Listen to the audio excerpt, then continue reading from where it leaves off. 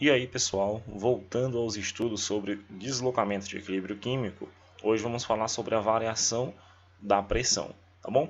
A variação da pressão, ela se aplica somente a sistemas em que há um ou mais componentes gasosos, tá bom? Então, é um estudo que às vezes é muito cobrado de vocês, tá? E uma coisa que vocês já podem determinar é se na reação química tem componentes gasosos. Se não tiver, não tem como tu fazer análise da variação da pressão em relação a isso, tá bom? Então podemos variar a pressão aumentando o volume do sistema, tá? Ou diminuindo. Você altera o valor da pressão aumentando ou diminuindo um certo volume. Para entender melhor o conceito de variação de pressão, eu trouxe para vocês esse seguinte esquema aqui em cima, ó, tá? Opa, desculpa, deixa eu só voltar aqui rapidão.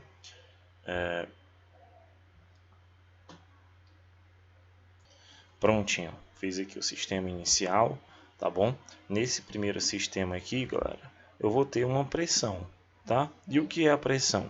É a força que eu aplico em uma determinada área, né? Eu tenho aqui a força com que essas moléculas, que são esses pontinhos vermelhos, estão batendo na parede do meu sistema fechado.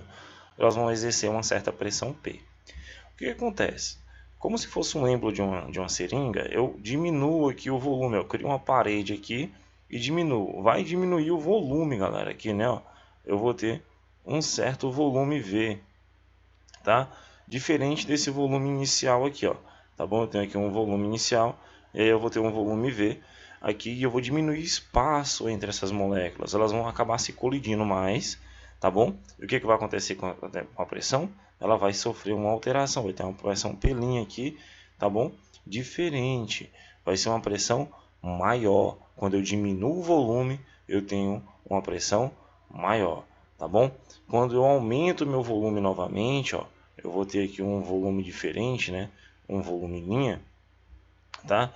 Diferente desse outro aqui, eu aumentei o espaço novamente, tá certo? O que vai acontecer com minha pressão? Ela vai sofrer uma nova alteração.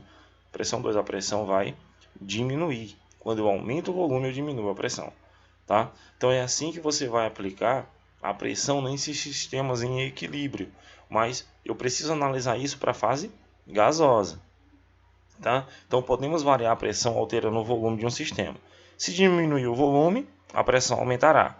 Se aumentarmos o volume, a pressão diminuirá, como eu acabei de explicar para vocês aí em cima. Nos dois casos, a concentração, né? Nos dois casos, a concentração que depende do volume de todos os componentes gasosos, eles sofrem o quê? Alteração, tá? Todos os componentes gasosos eles sofrem alteração. Então preste atenção aí na síntese da amônia. Todos os participantes estão na fase gasosa, ó, tá? A gente percebe por esse índicezinho aqui. Então eu posso analisar. Eu tenho aqui a proporção estequiométrica, né? 1 mol com 3 mols, 1 mol de nitrogênio com 3 mols de hidrogênio formando 2 mols de amônia.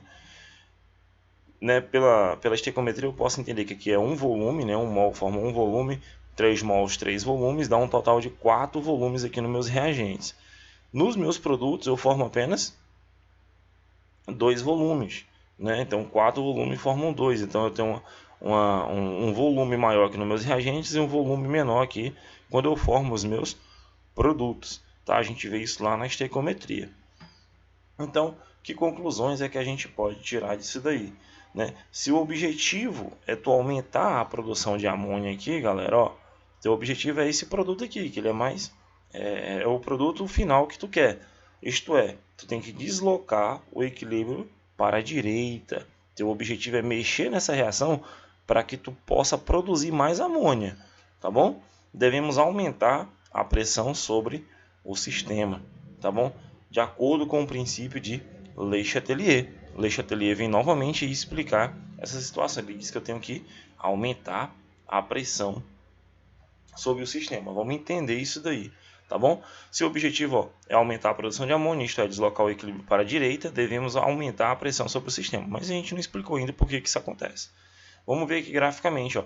Quando eu aumento a pressão, tá, em ATM, sai de 1000 aqui, 2000, 4000 ATMs, o que acontece com a minha porcentagem de nitrogênio produzido? Vai aumentar até chegar nesse patamar aqui, que no caso é o equilíbrio químico. olha só o que acontece. Se em um sistema gasoso a pressão for sofrer um aumento, né, quer dizer, quando eu reduzo o volume, o que implica a diminuição do volume disponível para os gases, ó, o equilíbrio se deslocará para o lado com menor quantidade em mols de gás, isto é, com menor volume gasoso, a fim de atenuar a elevação da pressão. Isso é muito legal. O que acontece com o sistema? Eu tenho aqui maior concentração, né, maior volume, e aqui menor. Aí eu vou adicionar um volume menor, né? Eu vou pressionar o meu sistema, eu vou pressurizar ele, né? Eu vou aumentar ali a minha pressão. O equilíbrio ele se desloca para o lado que tem menor volume, né? Para poder compensar aquele volume que foi diminuído. Ele vai produzir o que? Mais amônia, porque a amônia ela ocupa um volume menor e a natureza faz isso, ela vai e desloca o equilíbrio para a direita. Então, se eu quero produzir mais amônia, o que eu faço com a pressão do sistema? Eu diminuo a pressão do meu sistema porque vai favorecer a produção de amônia aqui, ó, que tem apenas 2 mols, tá? Não esquece disso, faz essa anotação em um post-it, alguma coisa do tipo, bota aí do teu lado, porque se tu aumenta, né, a pressão, ao sofrer um aumento, o que vai acontecer? Eu vou ter aí o deslocamento do equilíbrio, né, para o lado com a menor quantidade em mols de gás, no caso seria aquele que eu queria na amônia, isto é, tá bom? A fim de atenuar a elevação da minha pressão que foi provocada. O sistema sofreu uma perturbação, né? O princípio de Le Chatelier fala isso, e ele tenta reverter isso de alguma forma, tá bom? Então eu tenho aqui, né, um sistema com aquele gás castanho que a gente estudou, né? Se a pressão do sistema for diminuir, né? Se a pressão do sistema diminuir, o que implica o aumento do volume, que é o caso contrário, galera, o equilíbrio se deslocará para o lado com maior quantidade de mols de gás, tá bom? Isto é, maior volume gasoso a fim de minimizar a diminuição da pressão. Então, se tu aumenta o volume, tá?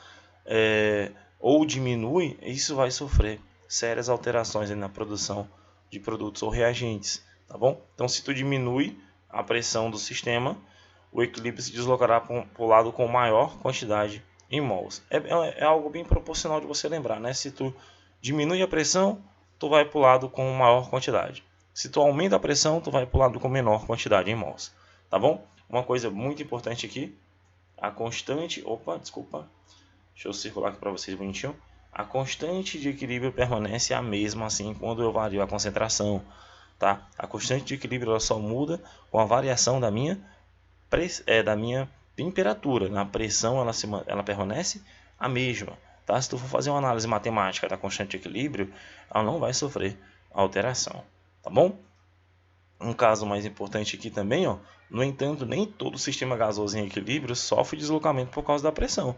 Por exemplo, eu tenho aqui hidrogênio mais iodo formando iodeto de hidrogênio. Eu tenho 1 mol com mais 1 mol de nitrogênio formando 2 mols. Proporção estequiométrica é de 2 volumes para 2 volumes. Observe que o que acontece com a síntese do iodeto de hidrogênio a partir dos seus elementos constituintes.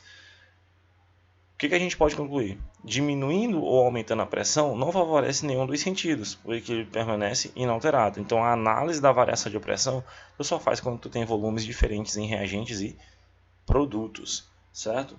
Então isso é bem interessante, porque tu tem proporções iguais, não vai ter como tu fazer essa diferenciação, tá bom? Então a gente fica por aqui com variação da pressão. Essas são as informações que eu tinha para trazer para vocês. Forte abraço e até a próxima.